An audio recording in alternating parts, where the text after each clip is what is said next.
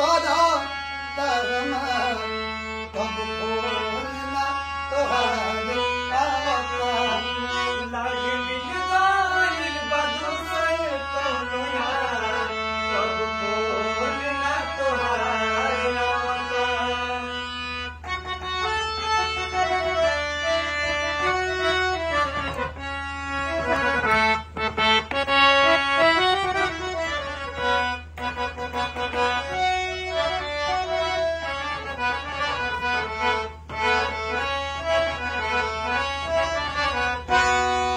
कि तोहर का बुझाला दिल में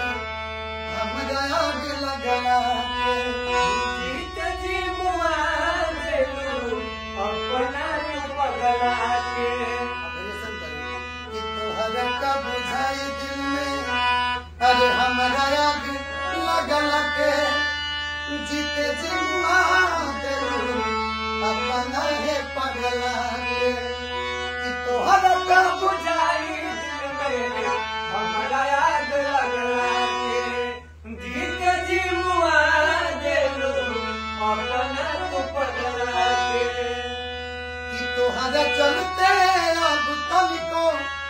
नशा निसार भावता अब तोहरे ना चलते संसार भावता एगो कमी पूरा करता हमार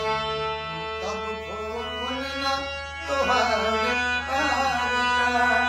लागिल गइल बदुसर कोनो यार कब खोलना तोहार आवता एगो लास्ट अंतरा कि जाए के राहे का अरे काहे के आइलू कि सदमा धनंज के अरे काहे के भुलाइलू कि तोहार याद मौसम के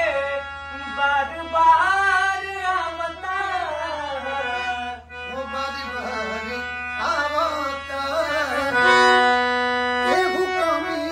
पूरा करता हमार तब भूलना तोहार आवता। तो वीडियो कैसा लगा आप लोगों को अगर अच्छा लगा हो